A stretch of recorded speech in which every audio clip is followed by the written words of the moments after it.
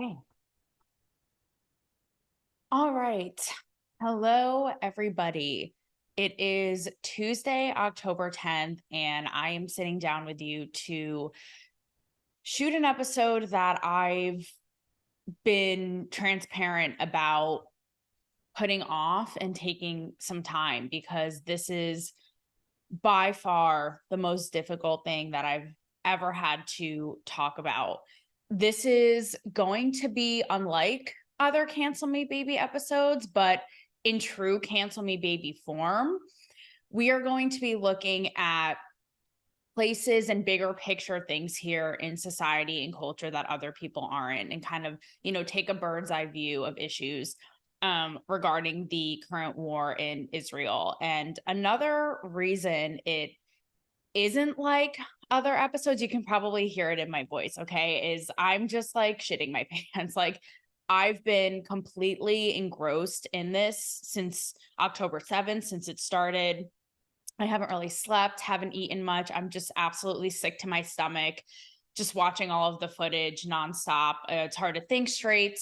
And literally just before, like in the, spirit of transparency, I've literally like peed and cried 3 times before hopping on here. So I don't want this to be angry. I don't want it to be overly emotional. But that being said, I am coming at this. I am not an expert, okay? I'm not a historical expert. I'm not a political expert when it comes to all of this, but I am coming at this from the view of a woman, a Jewish woman, and a person in the media who has a voice. And I will say this right off of the bat. This is going to be an episode where Cancel Me Baby rings tried and true. I have been pushed to the limit. I know this is such a polarizing, explosive, deeply historical conflict and divided issue, but I have been pushed so much that truly I'm going to say what I'm going to say, and I don't give a fuck. Like I said, like a bitch has been pushed. So yeah, cancel me, baby. Like today, that is going to ring true, perhaps more than ever. And I also want to be transparent with you guys about this show. Unlike many podcasts that you see, I don't have a teleprompter. I don't have a script. I don't have an executive producer in my ear. It is me.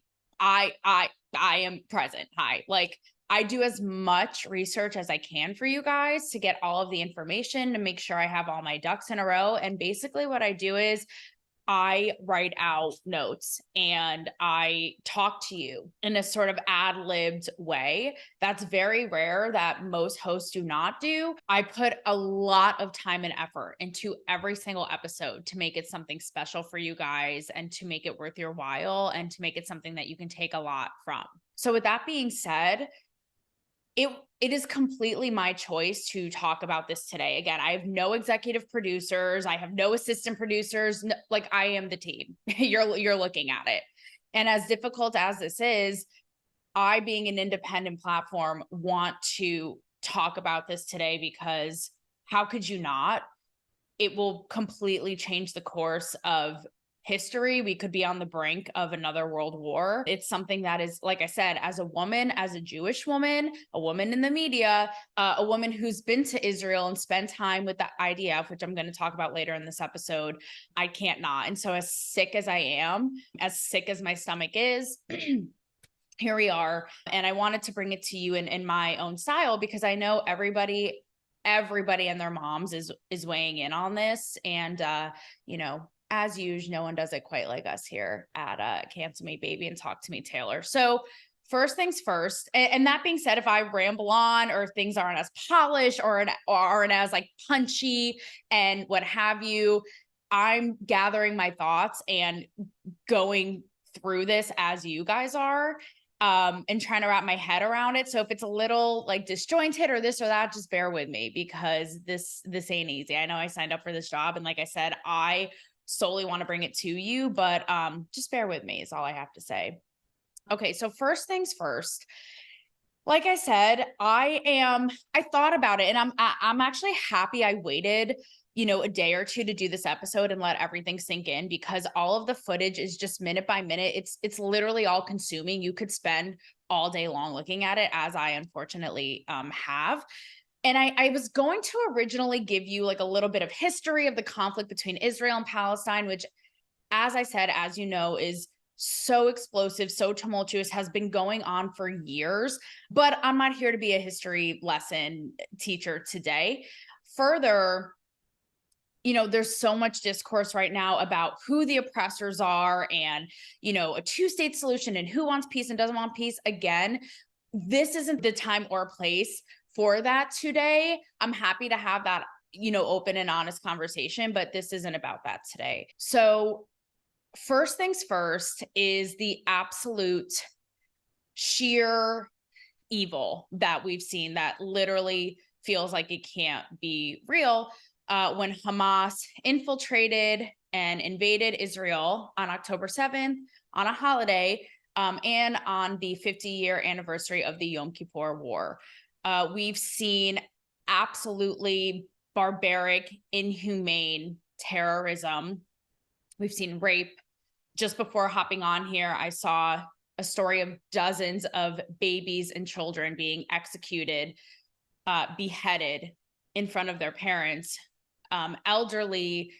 I'm sorry, I'm going to try not to cry. I'm trying to keep my shit together and keep it composed. Wow, we're how many minutes in? We're really, really crushing it. I'm sorry.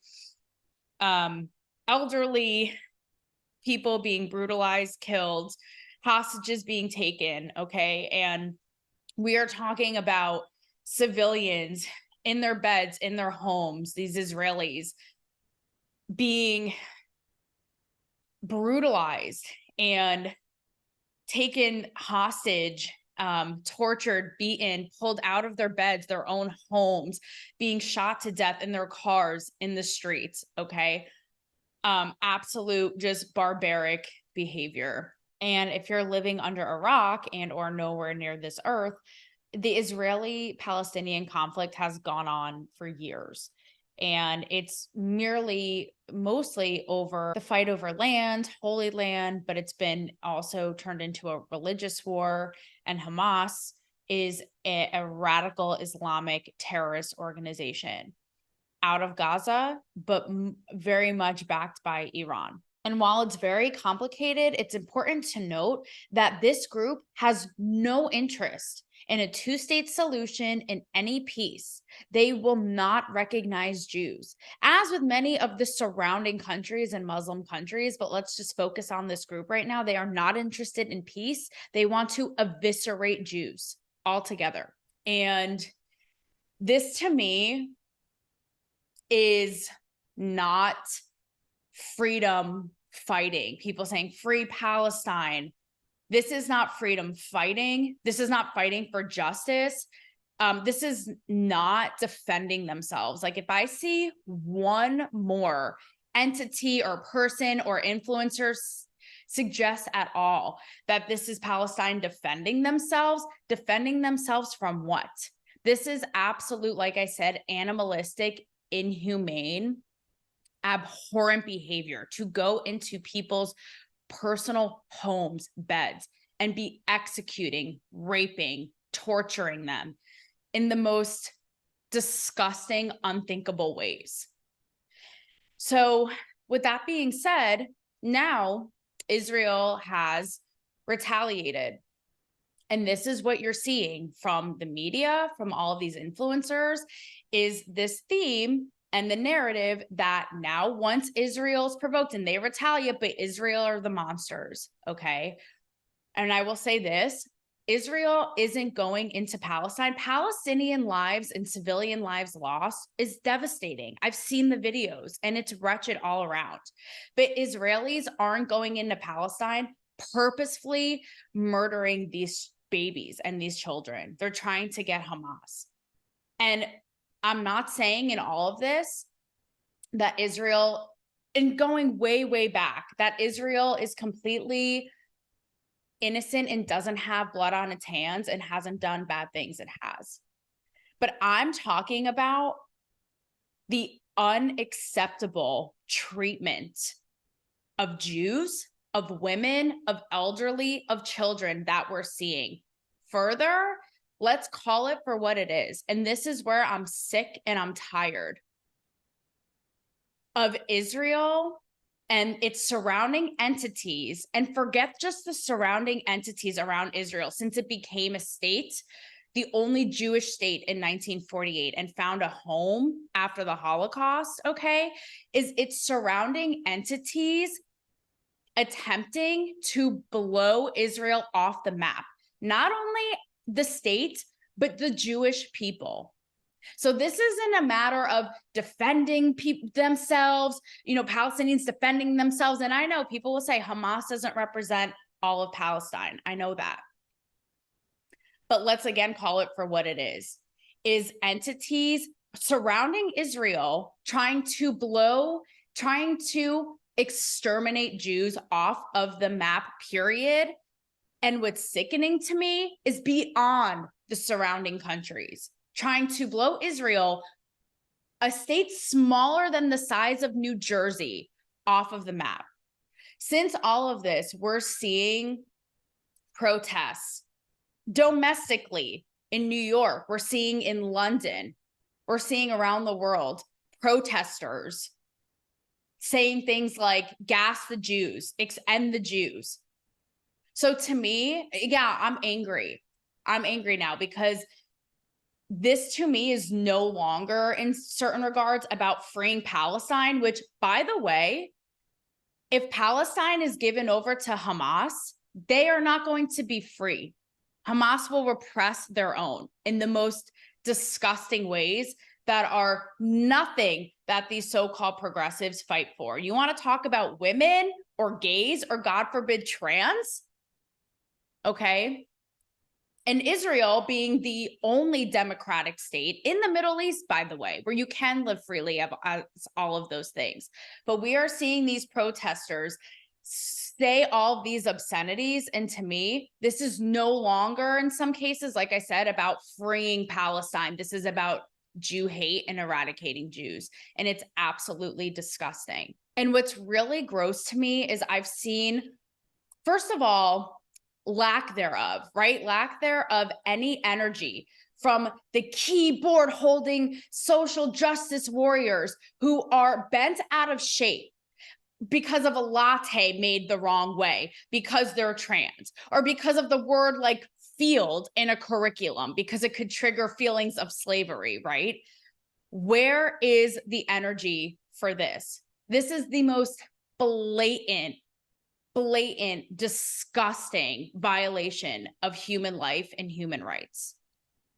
And when I see, this is what's so disgusting to me, the lack of messaging coming from celebrities, companies, CEOs, entities, what have you, right? Like, interesting, why are you guys quiet now, but you're willing so quickly, again, for somebody to not be acknowledging a tree the right way, right? You insulted that tree.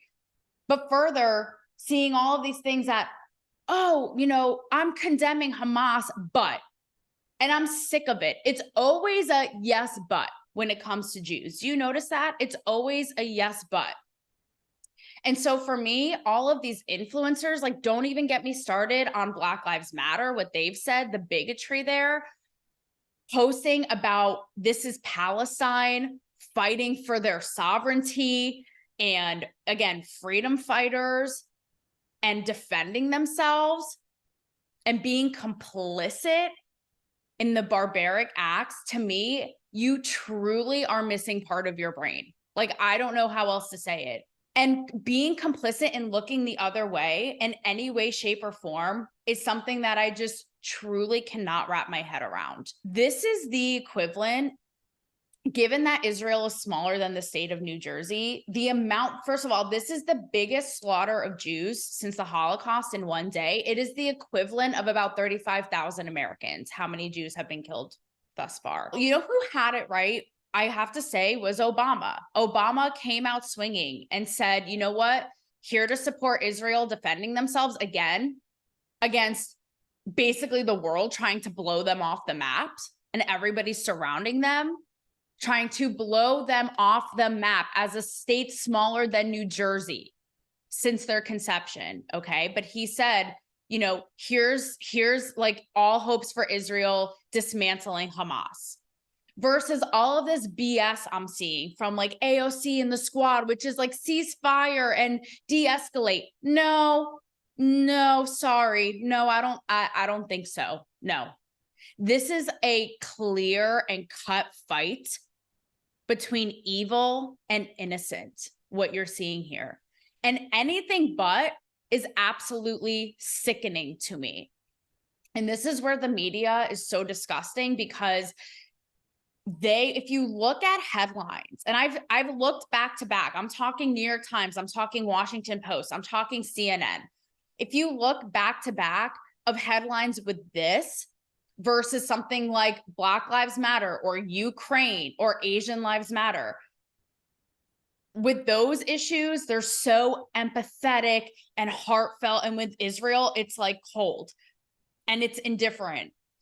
Or it's painting Israel again in this narrative as if they are the monsters, the antagonizers and the villains here. And it's also because, for the most part, let's be honest, and this is where it's so sick, because for the most part, conservatives are pro-Israel. And so when you look at the left-leaning mainstream media, it's like you are so against the conservative narrative that much that you're willing to go this far. Like, where is your humanity?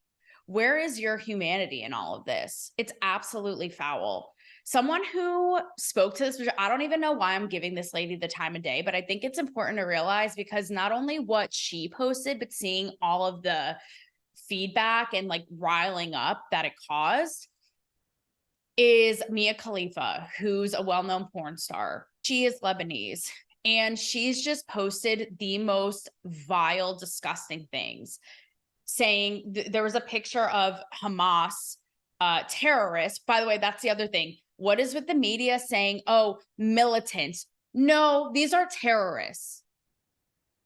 Let's not get confused. Let's be very clear.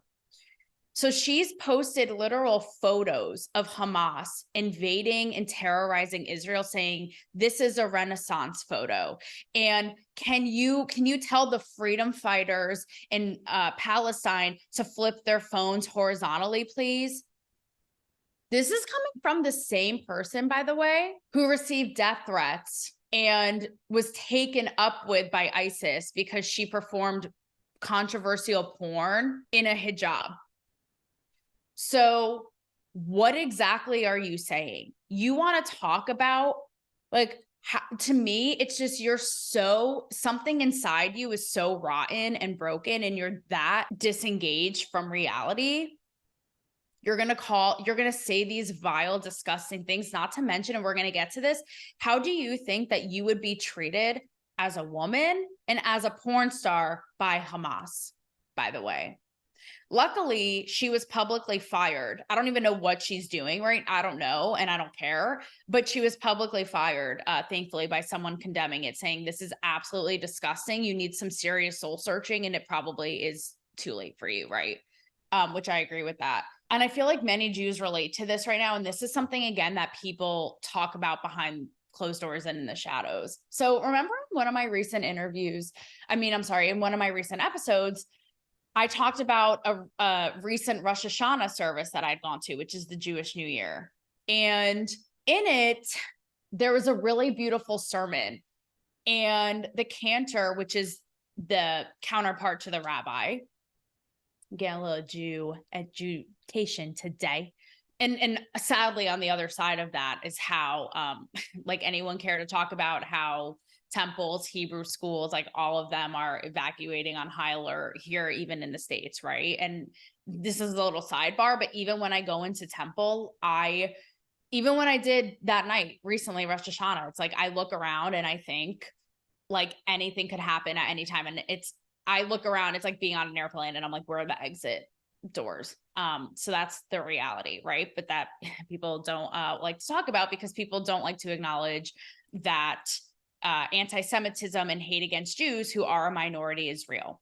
Because again, of the pervasive Jew hate. Something that this cantor talked about in the sermon, though, that pertains to all of this. And it's crazy because I've been thinking so much about it since then. And then here we are with this, is how anti-Semitism is perhaps one of the most bigotrous and pervasive sentiment in culture that is either brushed under the rug or is, again, look the other way because we're always hearing about other types, right? And that's because, you know, you have people like Kanye West peddling the idea of like Jews are all like, you know, they're running Hollywood and other ideas. It's like they're successful and, you know, doctors and lawyers and all of this. So it's like it excuses it. Again, it causes people to look the other way, but perhaps it is the most pervasive, like long withstanding hatred in our culture. But again, we're not hearing about it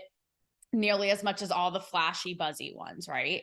And I really think that there is truth to that. In fact, anti-Semitic hate crimes have gone up 36%, and that was in 2022 alone. So now I can only imagine. And it's really looking at like, why is this? Like, again, plain and simple, if I sound angry, but I'm not trying to, I'm fucking so sick of it.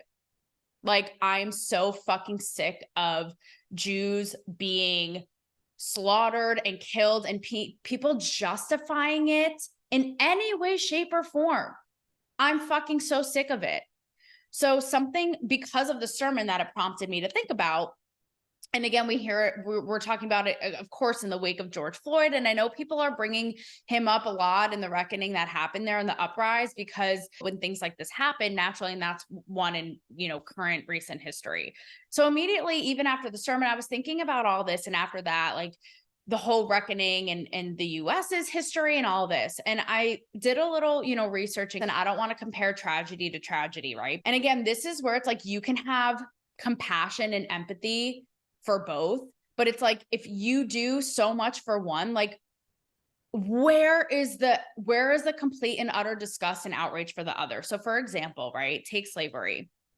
So in 1860 there were 4 million slaves in the US. Now you could even, and again, abhorrent, absolutely inhumane and disgusting, the worst thing by far that the US has ever done. And now, however many years later, we're still paying for that, right? And that is going to always be in the fabric of US society and something that we're going to have to reckon with, right? And people could even argue like that's worse than being killed because you're just a living, breathing prisoner and enslaved and have no sovereignty over your own life. But when you think about the Holocaust, it was 80 years ago, only 80 years ago, and 6 million Jews were slaughtered, thrown into ovens, and killed. So again, I'm not saying one is worse than the other, but I'm saying if you're as outraged by slavery, which I hear about every single day now, why don't I ever hear anything about the Holocaust? It doesn't have to be one or the other. It doesn't have to mean one is worse than the other. It's all around tragic and horrifying. But why aren't I ever hearing about it? Again, I am sick of it. I am plain and tired, plain old sick of it. And here we go again. Here we go again, 80 years later, where it's always a yes, but it's always a justification. Think about this. We saw so much global outrage over what happened with George Floyd, who was a career criminal, but was unjustly killed nonetheless, right? And I, as a white woman, I can't imagine, and I don't know, I'll never know how it felt as a Black person in America to see that video of him being killed. And that video was grueling, of him out in the daylight, you know, calling for his mom. It was awful. Yet that caused a genie that just could not be put back in the bottle. And so how could, if seeing that caused all of that outrage, and seeing this now, the horror and the inhumanity against all of these people doesn't cause that same reaction, I don't even know what to say. I'm at a loss for words. So this is where people who are so quick to type with their little Twitter fingers about every, you know, injustice or civil rights issue that they've seen, and they're quiet about this, or they justify it by solely cheering on Palestine. Again, I can understand having empathy for both, but truly, shame on you. And Barry Weiss said this so perfectly. And I reposted it because I was like, I can't say it better myself. But again, when we see every other day, Asian lives matter, trans lives matter, Black lives matter, entities, celebrities putting out videos sobbing and statements, organizations and this and that. And for this, people need time. You need time. You don't have to post or you don't have to this. It just makes me sick. I don't understand it. There's no justification, period. There's none. It's almost like the mainstream narrative or the cool thing to act like Israel are the monsters and are the oppressors and not the other way around, which is why you even have people like Kylie Jenner. Kylie Jenner posted a pro-Israel statement and immediately took it down because she got so much flack. So number one, it's like, have the balls. But number two, again, the lack of humanity to me is just really sickening. And again, if I see one more headline or MSNBC contributor call these Hamas terrorists committing genocide, documenting it, putting it all over social media while cheering God is good, executing innocent lives, calling them, militant or excusing it, or in some way, even a subtle way of inferring like Israel asked for this, you are truly making my stomach turn. And again, like, you actually need a lobotomy, you need to get your brain checked. So moving on from that is the blatant, I'm trying not to cry, I'm sorry. The crimes against women and the misogyny that we're seeing here. So if you haven't seen it, so far, I've seen women bleeding so profusely from their pants because they've been raped so violently. There was a story the first day, October 7th, of a music festival in which about 260 people, young people, were just slaughtered, and women being violently raped next to their friends and piles of corpses before being executed.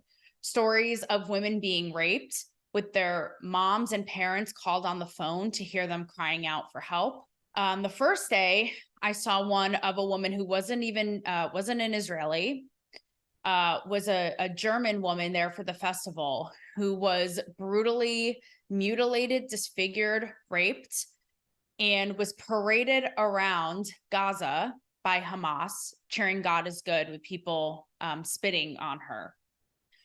These are just some stories. And if you don't have the compassion to think about what that would be like for yourself, your sister.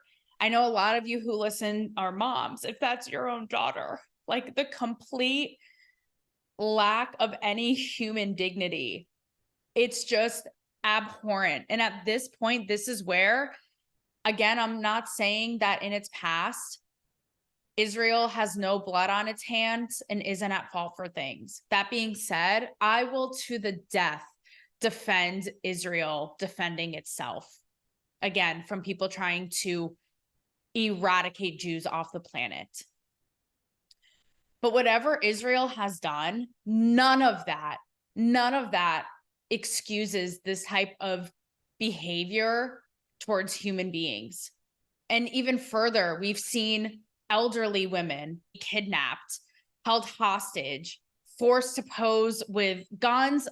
I saw a story of an Israeli woman today who found out about her grandma's execution because Hamas brutally executed her in her own home, took her phone and uploaded it to her private Facebook page. This blatant disregard for human life and barbaric acts towards women. And this is where, you guys know, I've been really outspoken about Me Too and all, feminism and all of these women's rights. And this is where, sorry, it is absolutely disgusting. If you are somebody who was bent out of shape about Harvey Weinstein or about, a skeevy exec who made a pass at you in your company or at work, and you're now silent about this, there is truly no excuse for you. There is no excuse for you.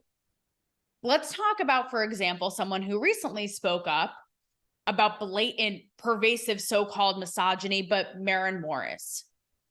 This is, again, an example of out of touch, ignorant virtue signaling. She is somebody who's gone on a blanket statement, has gone on this whole PR tour, making a whole big hoopla about leaving country music, claiming everybody in country music are a bunch of misogynistic, racist, homophobic, transphobic people. Okay. If country music, by the way, an industry that's allowed you to thrive in your American dream as a woman, become rich and famous and successful, is so misogynistic, makes you so infuriated. I've searched high and low. I have not seen a single fucking peep from this girl about any of this, about women bleeding through their pants from being raped so brutally. Innocent civilians, okay, by barbarians. I'm sorry, it just doesn't make sense to me. It absolutely doesn't make sense to me. Therefore, all of the people on here claiming, go Palestine, yeah, free Palestine. And again, thousands of innocent civilians and casualties in Palestine and Israel are going to die because of Hamas and because of this. But don't act for a second like what you're rooting for is progressive in any way, shape, or form if Hamas takes over, like I said, Palestine. Where good luck, where they have women and children brutalized, building tunnels, labor, things you don't even know. And that's progressive to you. And by the way, there is a case to be made for Palestinians being pawns in all of this. You think the Middle East, or Hamas for that matter, give a fuck about Palestinians? They know that they're going out to die. Why do you think Hamas puts their own cells under schools and under places like that? So when Israel retaliates, it's, oh, look at Israel and you know, when they're trying to get Hamas, but no, Israel again are the antagonizers and the monsters here. But further, all of this and having Palestine an open, you know, air prison and having them suffer, they are used, I would argue, as pawns to, again, show how bad and horrible Jews in Israel is. But I would urge all of these people, again, who think that they are on the right side of history by going up against the oppressor that they think is Israel, to look at all of this, how a woman would be treated, a woman in your life, a gay person, God forbid a trans person. And these are the same people, again, wearing black dresses on red carpets and people fired up at, you know, inconvenient, what they see as, you know, unjust things. Where is your outrage? Where is it? All the pussy hat wearers, you know, the smash the patriarchy cheerers. We hear it all day long, how hard it is to be a woman in America and how oppressed women are and how they aren't treated, you know, equally or fair. Where is the outrage? Where is the feminist outrage? Period. So again, I want these people to ask themselves, the people who are bent out of shape and eagerly tweeting at some of the most minuscule things, how can you possibly see women being violently raped, dozens of babies being taken from their mother's arms and beheaded, elderly people being ripped from their home, executed, children, toddlers being taken and held hostage, pregnant women, people dying and again being held hostage and ripped out of their own homes, slaughtered, tortured, murdered? How can you see all of that? And again, even in the most subtle way, justify it at all? What makes it okay? These are the same people who are crying. Like, this isn't a 2002 tweet calling somebody fat, okay? Which gets me to my last kind of point here, is our really insanely entitled society of whiny brats who are so out of touch with reality. And it's how it's truly decaying our culture. When I was in Israel, I spent time with the Israeli Defense Force. And they are, at the time I was 24, 25 when I went there, and they are kids. And at the time, like kids like you and me listened to the same things we listened to, did the same activities and adventures and hobbies and went out with their friends. And next thing you know, they're summoned to go into war. Could you imagine some of these kids now here that we see with this privilege? They would never be able to hack it. And it just makes me think, like, it really puts things in perspective. Funny enough, I was actually prepping before all of this happened. I was prepping an episode. I don't know if you guys saw this, but there was a clip of Candace Owens that went viral because she spoke at a college, and it was a Turning Point USA event. And she did a whole speech and then did a Q&A. And when she opened the Q&A up to the floor, it was, student after the next kind of like going at her and antagonizing her, saying things like, your presence here makes trans kids feel victimized, and, there have to be places on campus because they feel unsafe, and all this and all that. And she says so plainly, life's tough, man, get a helmet. And it went viral. And even people like progressives and people on the left were like, yeah, right, exactly. And it's true. It just goes to show that we are in I think social media has a big part to play in this, because with Facebook and all these social media platforms giving everybody a voice, so they think that their point of view and their experience is the most important and trumps everything.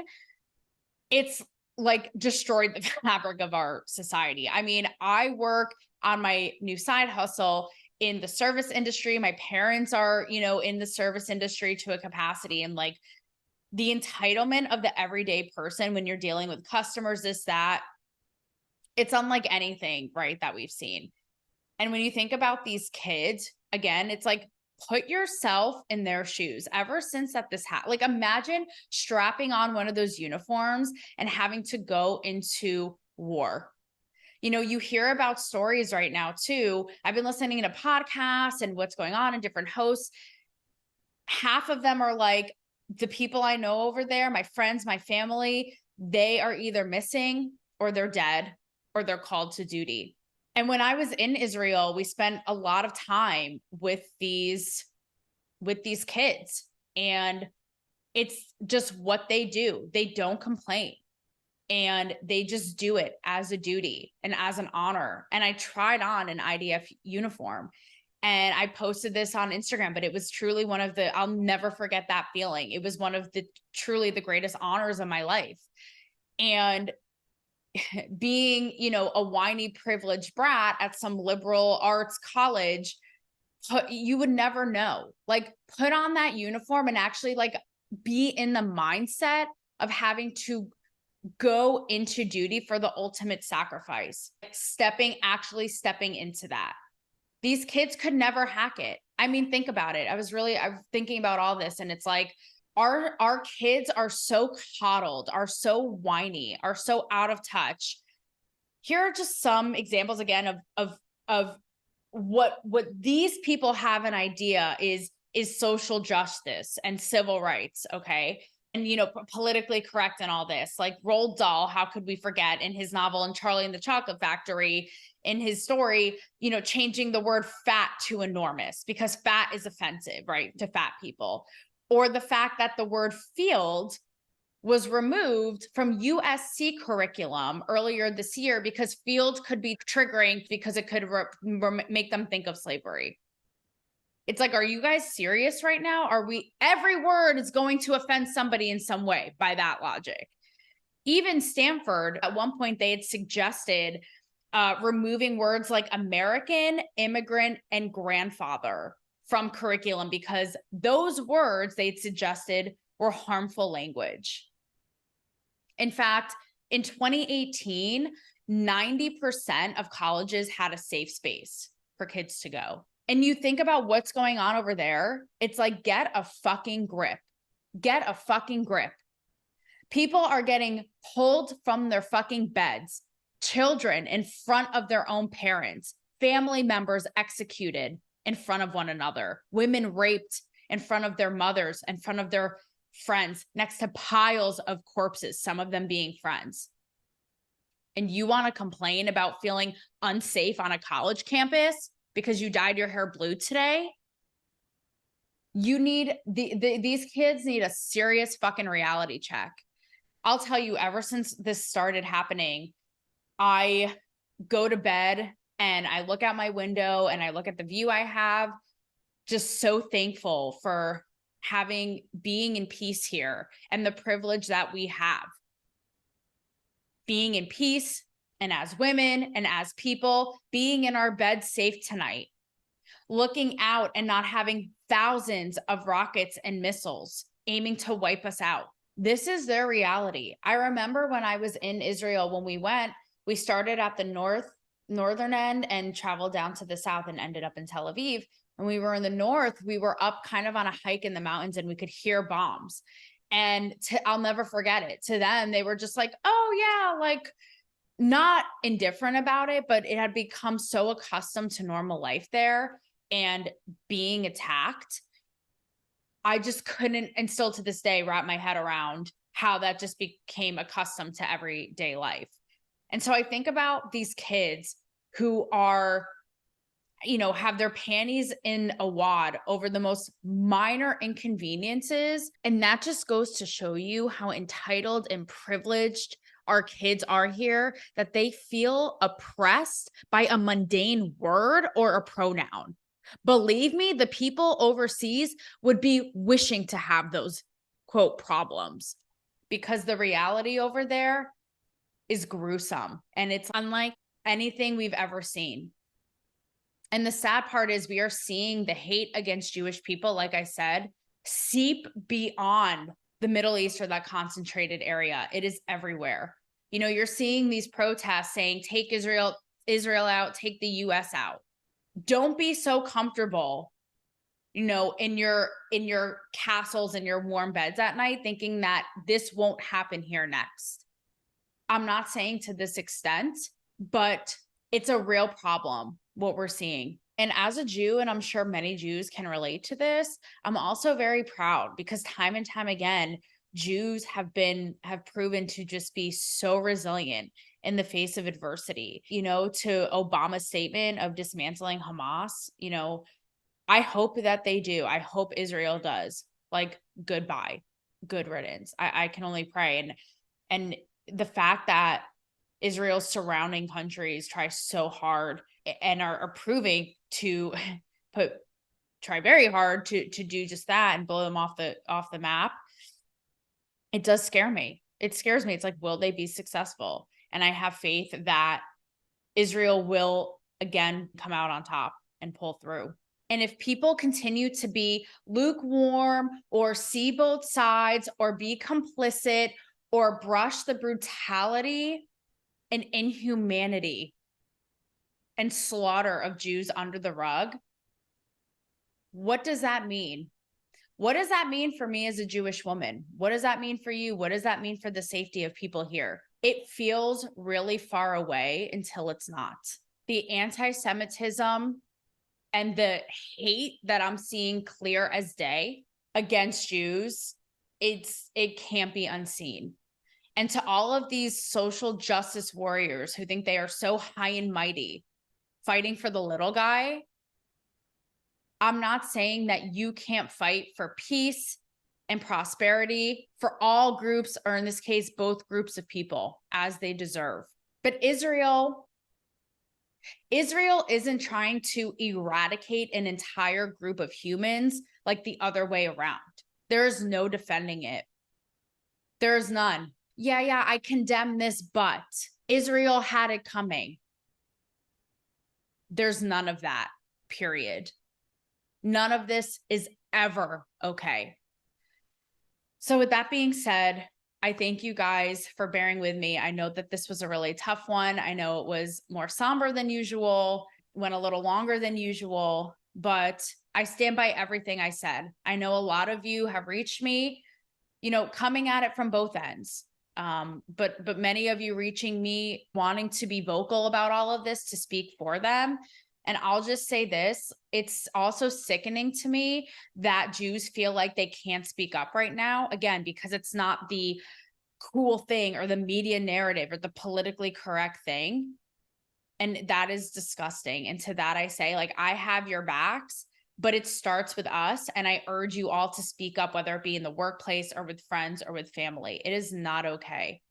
And it starts with us. I know that this is a really long-running, complicated, complex, multiple sides, multifaceted issue, but I appreciate you guys sticking along with me through this as I process it all. I love you all. Some things to think about here, and know that I have your back always, from, you know, your little Jew girl here at Cancel Me Baby. I love you all.